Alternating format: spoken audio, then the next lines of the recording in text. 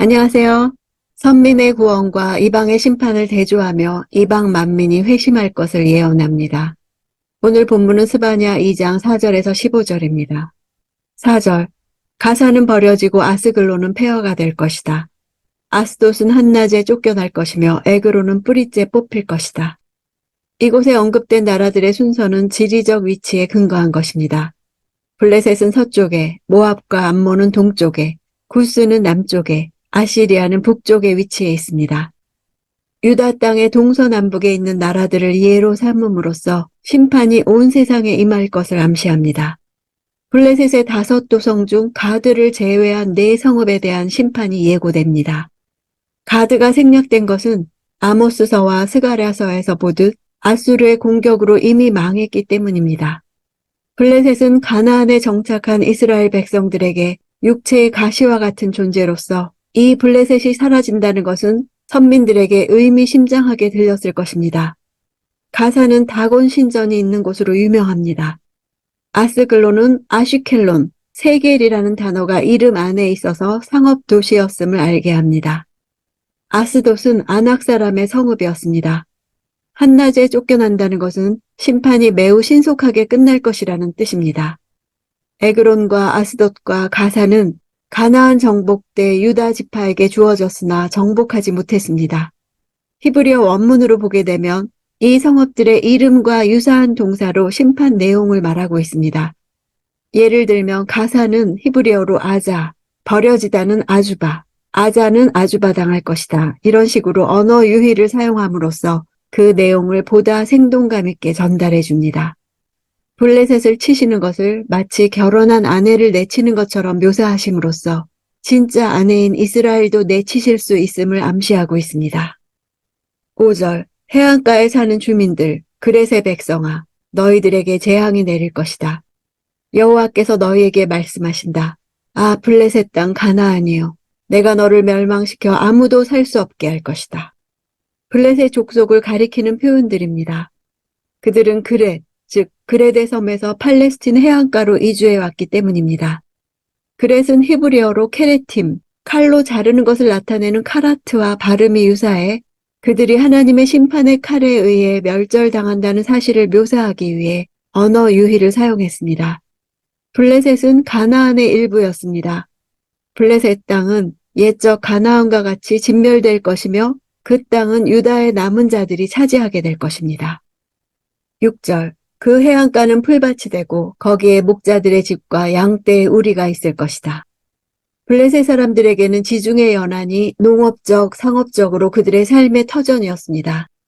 그런데 그 땅이 이제 목축업을 하는 목자들이나 양떼들이 풀을 뜯는 곳이 된다는 것은 그들이 자신들의 삶의 터전을 잃어버리는 것을 뜻합니다. 풀밭은 하나님의 양떼를 위해 마련된 거룩한 초장으로서의 가나안을 가리키는 표현입니다. 이것은 하나님이 이스라엘에게 주겠다고 약속하신 가나안 땅에 대한 묘사를 그대로 보여주고 있습니다. 하나님이 블레셋을 심판하시는 목적은 온 땅을 폐허로 만드는 것이 아니라 그 땅에서 사는 사람들만 제거하시고 그 땅을 유다에게 주기 위해서입니다.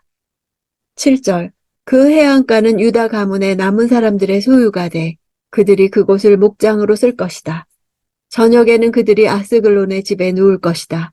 그들의 하나님 여호와께서 그들을 돌보실 것이고 포로된 그들을 회복시키실 것이다.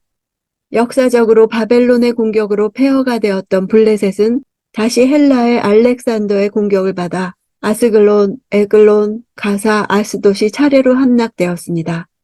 당시 수많은 블레셋 사람들은 죽임을 당하고 나머지는 포로로 끌려갔습니다. 이때 블레셋은 역사에서 완전히 사라지게 됩니다. 유다는 알렉산더와 협력하게 돼 블레셋 지역까지 점령하게 됩니다. 이러한 역사적 성취는 본 예언의 1차적 성취입니다. 아스글론은 블레셋 지역 가운데 가장 비옥한 땅이며 목초지가 있었습니다. 8절. 내가 모압이 욕설하는 것과 암몬 사람들이 모독하는 것을 들었다. 그들은 내 백성에게 욕설을 퍼붓고 그들의 땅 국경에서 의기양양했다. 8절은 하나님이 직접 선언하는 1인칭으로 나타납니다. 모압과 암몬의 죄는 하나님의 백성들에게 욕설하고 모독한 것이었습니다. 그들은 하나님의 백성을 욕하는 것이 곧 하나님을 욕하는 것을 알지 못했습니다. 그들은 유다의 국경을 침범하여 차지한 것입니다. 그들이 침범한 영토는 하나님께서 유다에게 주신 땅이었습니다. 9절 이스라엘의 하나님 만군의 여호와께서 하신 말씀이다. 그러므로 내가 삶을 두고 맹세한다. 모압이 소돔과 같이 되고 암몬 사람들이 고모라 같이 될 것이다. 잡초가 우거지고 소금구덩이가 있어 영원히 폐허가 될 것이다. 내 백성들 가운데 남은 사람들이 그들을 노략하고 내 나라에 살아남은 사람들이 그들의 땅을 차지할 것이다. 과거 소돔과 고모라의 멸망을 계기로 생겨난 두 나라가 이제는 소돔과 고모라 같이 멸망하게 될 것이라는 형벌의 선언입니다. 잡초와 소금으로 덮인 땅은 곡식을 생산할 수 없습니다. 모압과 암몬은 이스라엘을 영원히 멸망시키지 못했지만 이스라엘은 두 나라를 영원히 멸망시킬 것입니다. 롯의 후손들이 유다에게서 빼앗은 땅이 드디어 그 땅의 정당한 상속자들에게 반환될 것입니다. 11절 여호와께서 그들에게 무시무시한 존재가 되실 것이다. 그 땅의 모든 신들을 없애버리실 것이며 온 땅의 백성들이 저마다 자기가 있는 곳에서 그분 앞에 무릎 꿇을 것이다. 모든 우상이 폐지되고 만민이 여호와를 경배할 것이란 예언은 최후의 심판 이후에 있는 종말론적 그리스도의 나라의 모습입니다. 없애버리다는 단어는 쇠약하게 하다, 굶주리게 하다 하는 뜻입니다. 우상을 섬긴 이유는 자신들에게 풍요한 번영을 준다고 믿었기 때문입니다. 그러나 우상을 섬기는 나라와 백성들이 몰락하고 멸절함으로 신전에 아무것도 채울 수 없는 형편이 되어 결국 그들 신들이 굶주리게 되고 야위게 되었습니다. 우상들이 얼마나 무기력하고 허망한 존재인지를 분명하게 역설해 줍니다. 저마다 자기가 있는 곳에서 그분 앞에 무릎 꿇을 것이란 말씀은 신약시대의 교회가 세계 각처에 세워져서 이방 사람들이 하나님을 섬기게 될 것을 보여주고 성령이 내주하심으로 각각의 사람들이 교회가 되어 그분 앞에 예배드릴 것을 말하는 것입니다. 12절 오 에티오피아 사람들아 너희 또한 내 칼에 죽임당할 것이다. 에티오피아는 심판에 대한 이유나 그들의 범죄가 무엇인지에 대한 언급이 전혀 없습니다. 사실 역사상 에티오피아가 이스라엘의 직접적인 원수가 된 적은 없었습니다. 그러나 오랫동안 이집트를 점령한 일이 있었기 때문에 이스라엘이 이집트의 노예 생활을 할 때 그들을 학대했을 것입니다. 또한 요시야 왕이 전사할 당시 이집트 왕 느고의 편에서 싸웠을 것입니다. 이스라엘의 관점에서 이집트와 에티오피아는 서로 불가분의 관계였기에 파멸을 선포하는 것입니다. 칼에 죽임당할 것이란 전쟁으로 망할 것을 말합니다. 에티오피아는 유다의 먼 남쪽에 위치했기에 하나님의 심판이 온 세상에 임할 것을 강조하는 것입니다. 13절 그분이 북쪽을 향해 손을 뻗어 아시리아를 멸망시키고 니느웨를 완전히 황무지로 만들어 사막처럼 쓸모없는 땅으로 만드실 것이다. 이제 북쪽을 향하면서 동서남북을 완성합니다. 아수르의 폭력성과 잔인성은 고대 근동의 역사에서 전설적이었습니다. 그들의 잔인성에 견줄 나라가 없었던 것처럼 그들의 파멸도 다른 나라들과 비교가 안 될 정도입니다. 아수르의 수도인 니느웨가 완전히 황무지가 된다는 것은 아수르의 완전한 멸망을 나타냅니다. 니느웨는 주전 613년에 망했으므로 스바냐는 그 이전까지 활동했음을 추측할 수 있습니다. 고고학적 발견을 통해 확인된 니느웨는 티그리스강과 유셸강의 합류 지점에 있고 관계시설 또한 완벽했기에 그 성읍을 사막처럼 만든다는 것은 당시로서는 불가능한 말이었습니다. 여호와의 심판이 얼마나 철저하게 시행될 것인가를 잘 보여주는 예언이라 하겠습니다.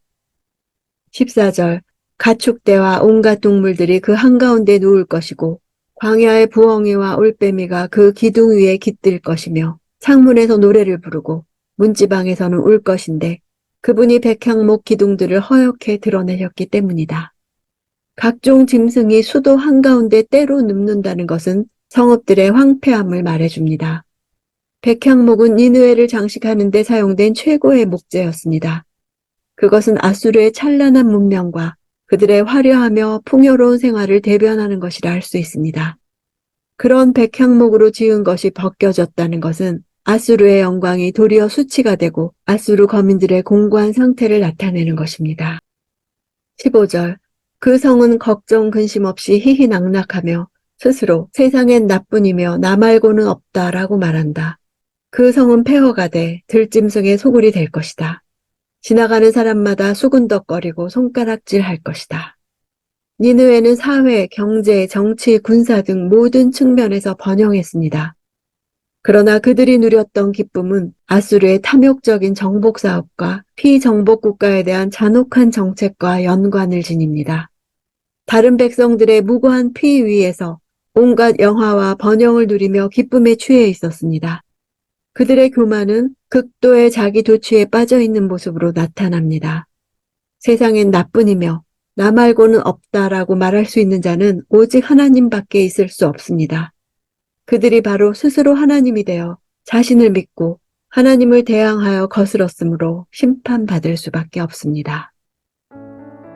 하나님은 온 세상의 통치자이십니다. 스바냐가 예로 들은 네 나라는 각기 다른 특성을 가졌으나 이 모든 나라들은 하나님의 통치 아래 있는 것입니다. 하나님께서는 역사의 모든 것을 주관하시는 분이십니다. 종종 시간이 지체될 수는 있지만 인류의 역사는 모두 하나님께서 계획하신 날을 향해 가고 있습니다. 그때 인류는 하나님 앞에서 그동안 했던 모든 일에 대하여 보응과 보상을 받을 것입니다. 다른 민족들에 대한 주님의 심판은 그의 백성들에게 자신들도 하나님의 의로우신 보응의 심판에서 벗어날 수 없음을 깨닫게 해줍니다. 열방이나 이스라엘이나 같은 창조주께서 세우셨습니다. 하나님께서는 세상 만민의 영적 필요를 채우시는 분이십니다. 세상 모든 나라들이 그분을 알고 경배하게 하실 것입니다. 오늘날 세계의 역사가 어떻게 흘러가고 있든 주님 앞에 함께 모여 경배할 그날을 바라봅니다.